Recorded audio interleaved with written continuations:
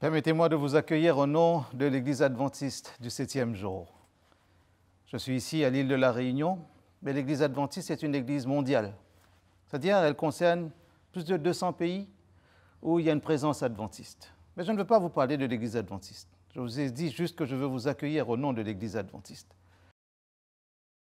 Notre vocation, la philosophie même de notre mission, c'est d'aller vers toutes les nations, vers tous les peuples, toutes les langues, tous les dialectes, toutes les tribus, si on peut dire ainsi.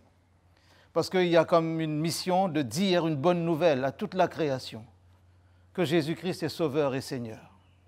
Parce que Jésus-Christ, il invite les hommes, les femmes, les jeunes gens, les jeunes filles, les enfants, les vieillards, à se rassembler autour de lui, autour de sa parole, dans un projet qu'on pourrait qualifier de vivre ensemble en paix.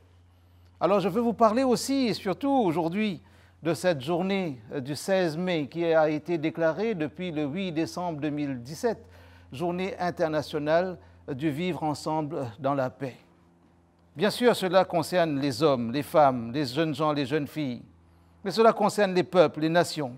Cela a certainement comme ambition de briser toutes les cloisons, tous les murs, tous ces compartiments relationnels qui ont été érigés au cours des siècles. Parce que à cause des révolutions industrielles, sociales, économiques, parfois il y a eu comme une sorte de catégorisation des êtres humains. On a enfermé les gens dans ce qu'on appelle les catégories socio-professionnelles. Et de fil en aiguille, on a séparé les hommes.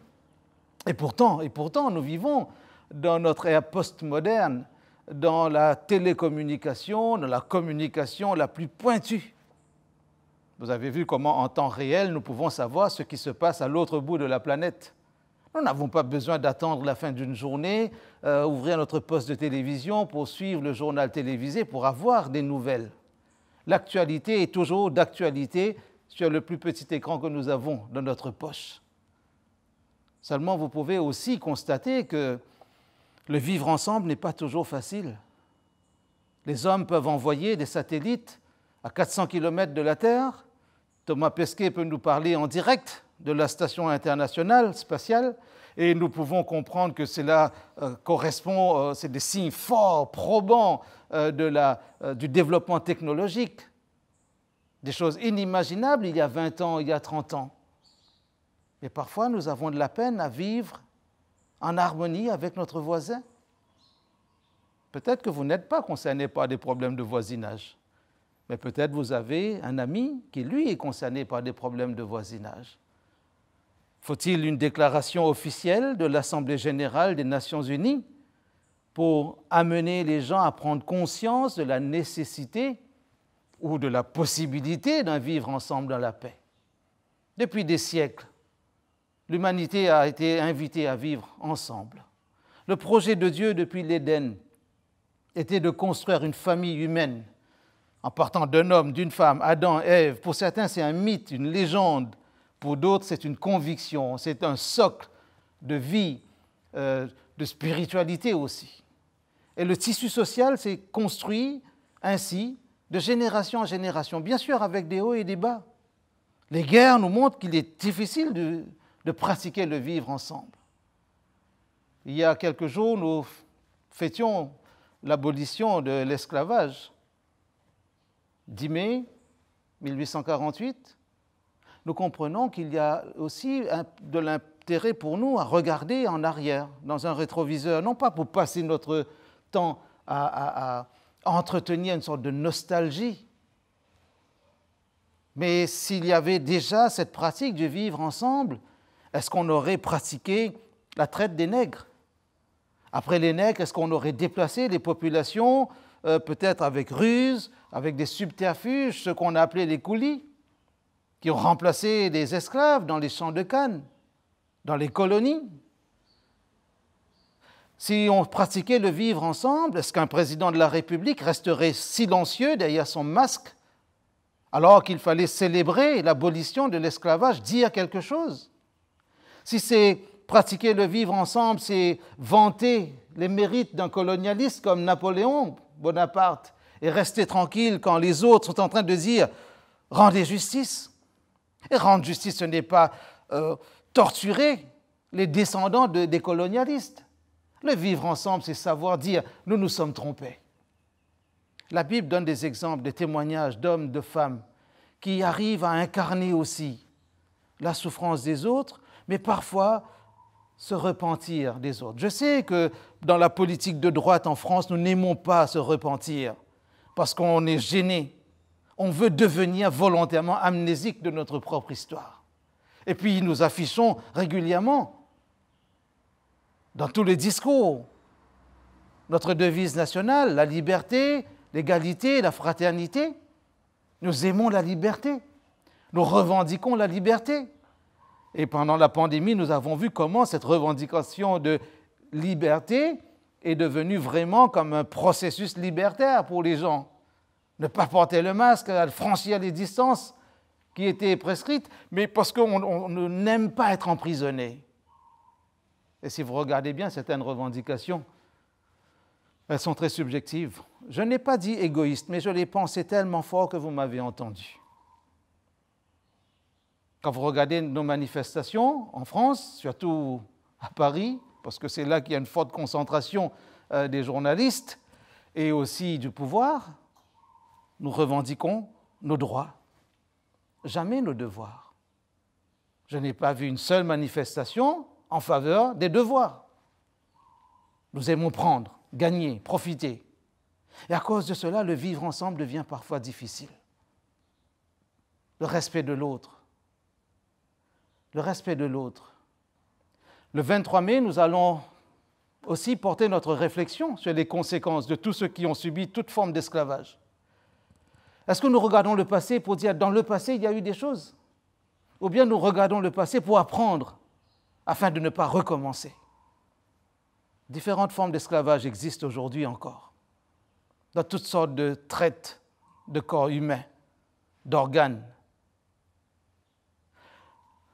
La torture, le harcèlement, peut-être les discriminations. Parce que se vivre ensemble, c'est pour apprendre à accepter les différences, être à l'écoute des autres, faire preuve d'estime de l'autre, d'empathie, comprendre aussi que l'autre, c'est un reflet de nous-mêmes. Nous sommes tous frères d'humanité. Et au nom de l'Église adventiste, je veux faire un appel à tous ceux qui sont assis dans des fauteuils qui ressemblent à des fauteuils de pouvoir.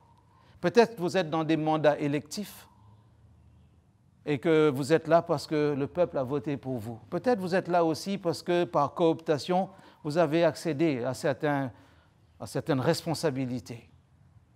Mais au nom de cette République que nous aimons, au nom de cette République que nous voulons respecter, nous voulons dire, faites valoir vraiment ces trois notions de liberté, d'égalité et de fraternité. Personne ne doit être condamné pour la couleur de sa peau. Personne ne doit être condamné pour une différence d'opinion. Dans une démocratie, il n'y a pas de délit d'opinion. Personne ne doit être condamné à cause de sa taille, de la couleur de ses yeux, du type de ses cheveux. Personne ne doit être condamné à cause de son accent. Nous avons besoin de retrouver peut-être des valeurs fortes.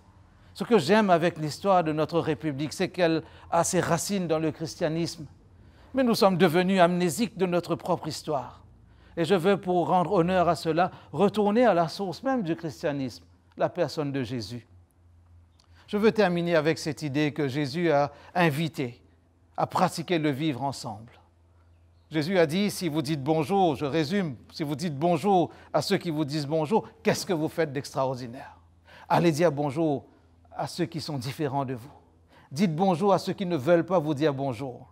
Certains vous maudissent, bénissez-les. Votre ennemi vous fait du tort, donne-lui à manger, donne-lui à boire, donne à boire à ton ennemi. Tu vas accumuler des choses positives. Faire du bien, c'est aussi vivre ensemble. Dans les pays sous le soleil, on aime bien, comme à l'île de la Réunion ou dans d'autres îles tropicales, qu'est-ce qu'on aime dire? On aime parler de la diversité culturelle, on aime vanter dans les photos, devant les caméras, le savoir-vivre ensemble, dans la diversité culturelle, religieuse et autres. Mais en grattant parfois le vernis, vous découvrez qu'il y a encore des séparatismes. Vous comprendrez pourquoi j'ai employé ce mot séparatisme. Vous verrez qu'il y a encore de l'ostracisme. Et quand vous regardez bien, vous épelez ce mot ostracisme, vous verrez qu'il y a le mot racisme dedans. Le vivre ensemble doit jeter le racisme à la poubelle. Le vivre ensemble doit jeter la séparation des classes à la poubelle. Votre frère est frère d'humanité, quel que soit son pays de provenance, d'origine. Donnons-nous ensemble cette main d'association.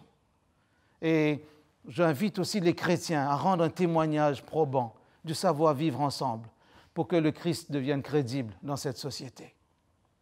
Nous avons banni la parole de Dieu de nos écoles, de nos lycées, de nos collèges, de nos universités, de nos parlements, et à cause de cela, nous avons aussi peut-être perdu certaines valeurs.